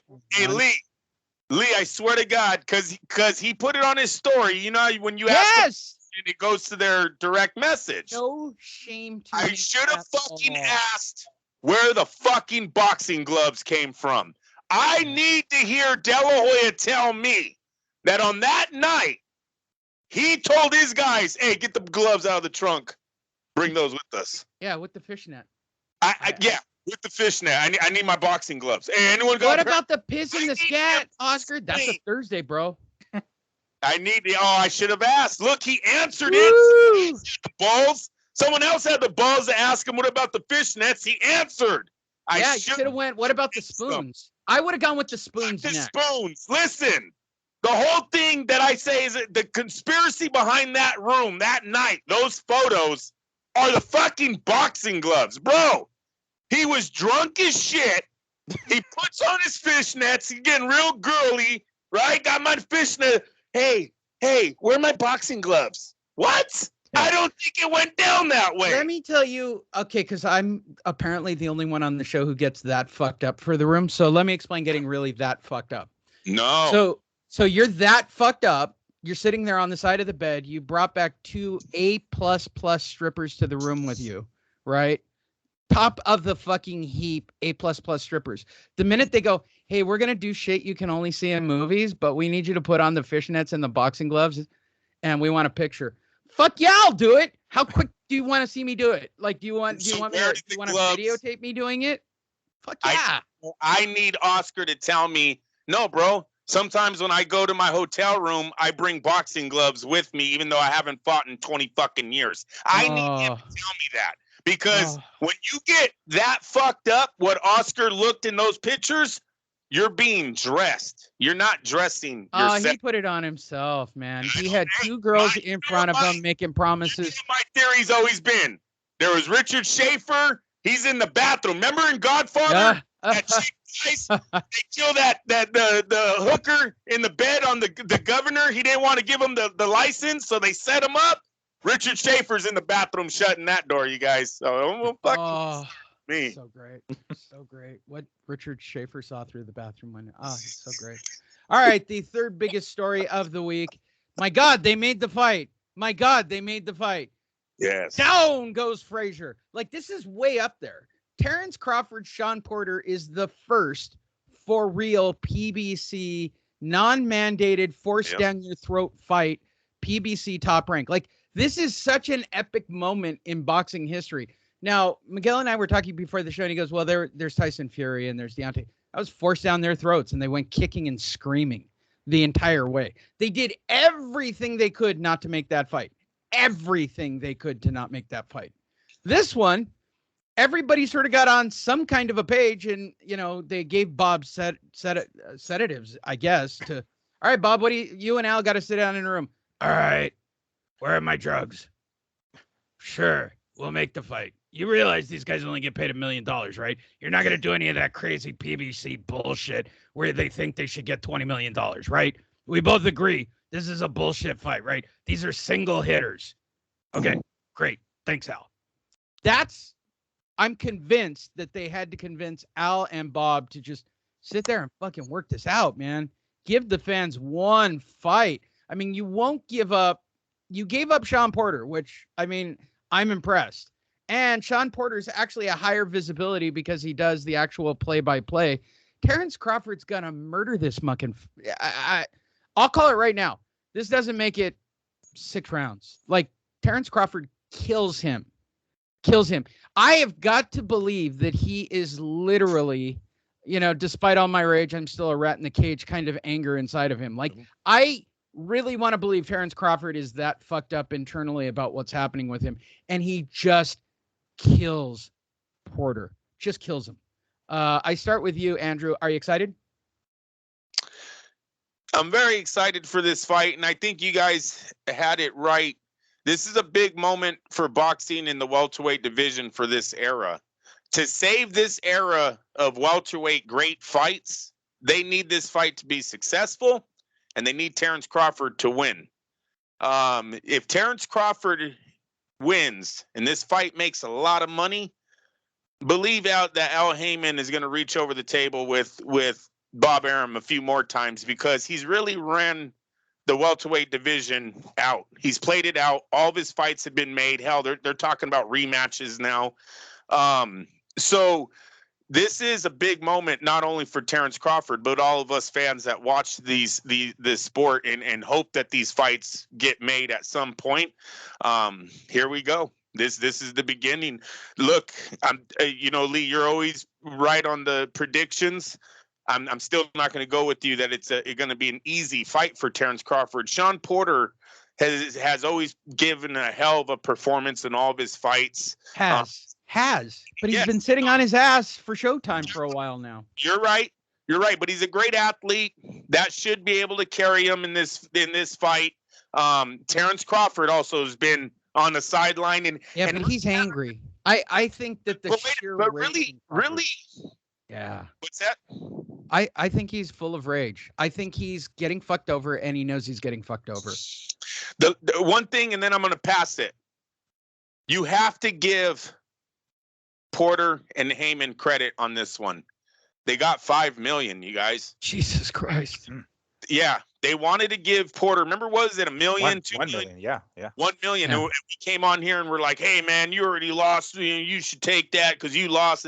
And you know what? It seems like they got it right, because they all got a raise, holding out and going back to the negotiating table. So, cheers to them. They got this one right. Their boy's making big money in this fight. And here we go. Let's see if Terrence Crawford can pull this off. It's golden time. Let's pee on the fighters. Miguel. Yes, first and foremost, I'm absolutely excited for this fight. We're gonna really, really, truly get to see what Crawford is about at welterweight specifically. And Porter is no joke. Porter is a strong fucking dude. He's rough. He's very Timothy Bradley like, where he comes in with his head. He's not gonna make it an easy fight. So I won't want to go as far as to say that Crawford's gonna fucking mop the floor with Porter or kill him or anything like that. But he is I mean, I guess I got to stay away from making a prediction this early on, but it's gonna. I'm looking forward to this one. One way or another, it was done. For a minute there, we thought it wasn't going to be done. First with the low ball offer to Crawford or to Porter, and then afterwards, not coming to an agreement, possibly going to a purse bid and shit like that. So for a minute, I was like, man, here we go again with this bullshit. Whether or not this is what Andrew was saying, just the beginning of something that could be, potentially down the line, more of these kinds of fights. I don't know, because when it comes to boxing, there's a lot of one-shot deals. It's pretty much all boxing is. So I don't know. This is the beginning per se of that kind of, I guess Aram and what's his name? Al. And Al Al. Heyman, yeah, coming together on a Tommy non-mandated way. Hearns. Tommy Hearns, yeah. So I mean, I'm excited for this one. I won't go to the prediction quite yet, but damn, I am hell looking forward to this one. We are probably gonna see a new Crawford or a different side of Crawford that we probably haven't seen at welterweight before. Wait, joining us on the show is Oscar again. Tell me, how good is this fight? No, seriously, tell me, how good is this fight? Right, Oscar. Good job. Go ahead, Andrew. PBC stepped aside on this fight. And that's why I think Al Heyman's going to allow Bob Arum and ESPN to bring the money. Listen, when you talk to Bob Arum about the Tyson Fury versus Wilder matchup, he always says it was ESPN that made those guys money. ESPN took over, I think, 60% of the sales on that fight. This fight right here, Terrence Crawford can really put himself in the position with ESPN as their fighter, the face that they're going to take into the future in the welterweights, if he can be successful, if they're all making money. If they're all making money and he has a good win against Porter and all those PBC is good for at least 1 million buys, man. They've got that Floyd fan base that those guys buy pay-per-views. They have no problem. That's actually a really good analysis, Andrew. I call it the Floyd Mayweather effect. Like Sean Porter somehow magically connected to Floyd Mayweather. No, he's not. He ain't got nothing to do with him. He isn't trained by him, but he is in a strange way. This isn't going to be like a Showtime pay-per-view, right? Like, I mean, Showtime. It's ESPN. Okay, gotcha. ESPN. Yeah, and when I read that was Al Heyman allowing the powers that be take over and make them money. And if his guy loses, well, guess what? He's going to want to make that money again. And his fights just aren't making these kind of dollars. I mean, it's going to be somewhere around 13 million probably guaranteed money on 2 welterweights. His welterweights, so Mikey Garcia and them guys don't make, Danny Garcia don't make this type of money. So look for him to reach out over the table because the PBC's, I'm not going to say almost done as a business, but their welterweight division, it's kind of been played out. I mean, you got guys already looking to the junior middleweights to go step up and fight there now because all of their fights have kind of already been played. Yeah, or smaller guys moving up like fucking Mikey. Mikey is like, you don't have to be at 147, correct? Get the fuck out here. Yep. There you go. We do have boxing this weekend, and we turn to Miguel, who will probably know these fighters. We'll see if Andrew knows them. Miguel Vasquez taking on Oliver Flores on ESPN Plus. Are we watching it or not watching it? Watch or pass?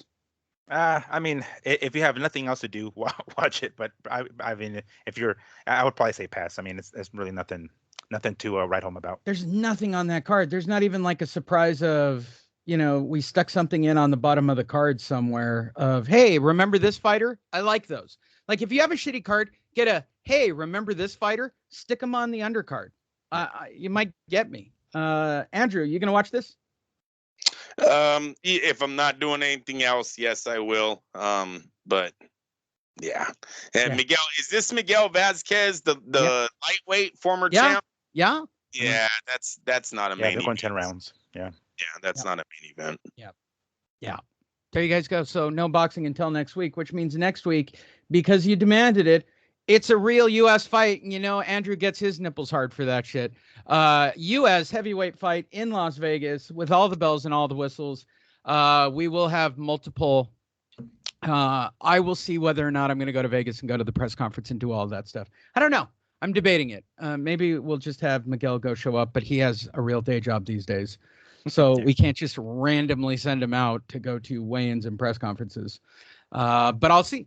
Maybe I'll go. You never know. I always do like a week in Vegas. So Tyson Fury, Deontay Wilder, starting next week, we will do our usual routine. We'll do a show during the week because of our very unique schedules. We'll try for Sunday. Then probably by Wednesday, we'll have the first show out. And then, of course, the world famous betting show. Yes, the world famous betting show where you come to me on bended knee and say, please, Lee, tell me the outcome of the fight, because you often predict them with such greatness. And I would say to you, you're right. I do. Right. I told you to take the decision for Usyke. That was the bet.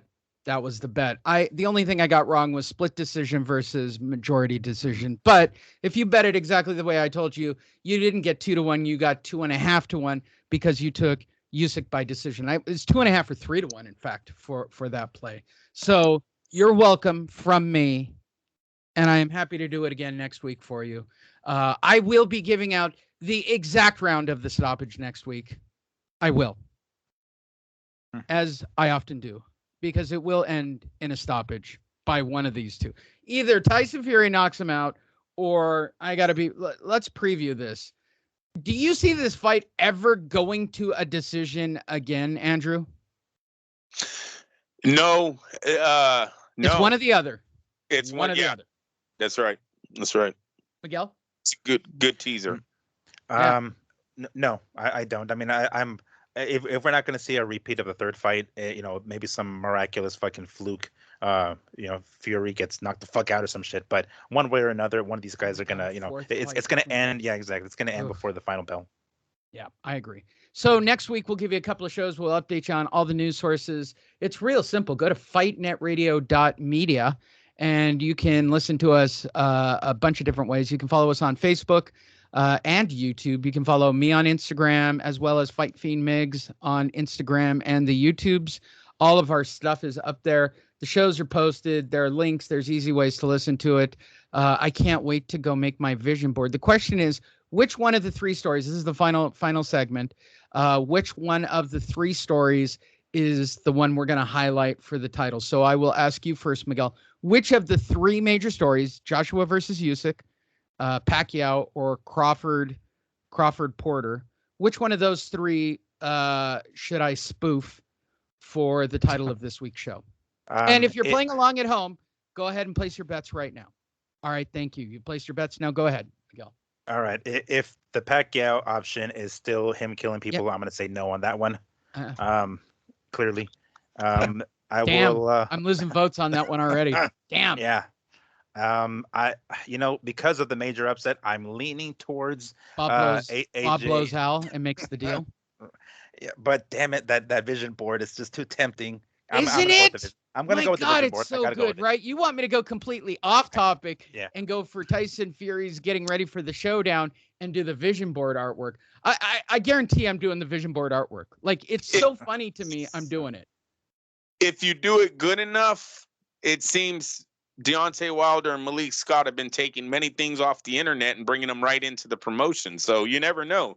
There might be a vision board behind him or when he's up on the podium talking about what he's going to do to oh my God, what if it went viral? I never thought about that, Andrew. Like, if I really fucking killed it on a vision board for artwork for this week's show, it's great. It's much like a reporter getting kissed by a fighter and then doing lap dances and then going viral saying, I was abused after the fight. I didn't want him to kiss me, but you wanted to ride his cock after the fight? Like, explain that to me. I definitely think you should go with the Wilder Fury. It's going to be the hottest fight here coming up. If it already isn't, I think they've been taking up a lot of the news already. So we're going with Deontay Wilder's vision board for this week's title. That's what you're both voting on, instead of Manny Pacquiao retires to kill more people again. I think I slid it in when I gave it the Facebook title, but that's what you're both voting on. The vision board, yes. Yeah. All right. Well, and so let it be written, so let it be done. I am but a humble servant of everybody else, because much like Oscar, they took the power away from me when I became a fucking messed up wreck and basically told me, no, you're not going to talk about that shit anymore. That was actually the real discussion with Sam Navajero. No, you're not going to talk about that shit anymore. dude, you're not even like really the producer. I just kind of made that title for. No, I'm the producer. Okay. I guess. Don't tell him that now. You've I been know, saying right? it. Like I don't think he understands the amount of influence that he actually has with that title and the direction of the show. Like he had to talk me down after he made the changes to the show. Like he had private messages of me. He's like, "Are you okay with the way the show's going? It's still funny." I'm like, "Yeah, it's all right." Because no, you just got to stop talking about your pathetic love life. I mean, you just have to stop. And I'm like, "But yeah, that's me. That's the only thing that goes on in my world." He's like, "Yeah, I know." He goes, "Was the show more popular when you were crazy?" I said, "Well, yeah, I was dumping gasoline on my head and fighting celebrities and doing all kinds of crazy shit. And we had more listeners." He goes, "Do you want to do that?" I said, "Well, yeah, I do. But apparently nobody else wants me to set myself on fire anymore for the show. So it seems to be a thing. And now I'm just older and tired.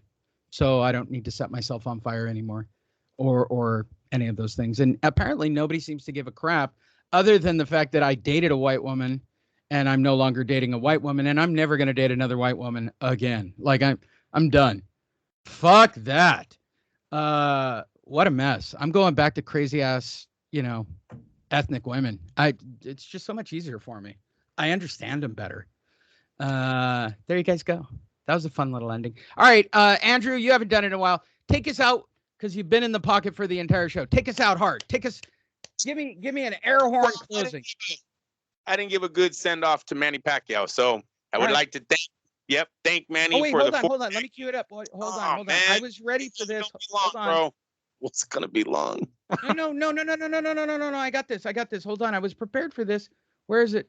Okay. Go ahead, Andrew. Just wanted great music, great fighter. Just wanted to thank him for the 4 decades that he gave us.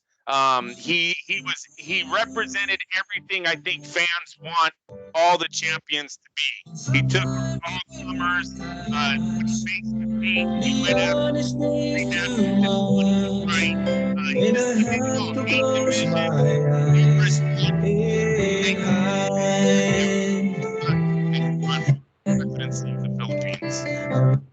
Wait, hold on. I got it.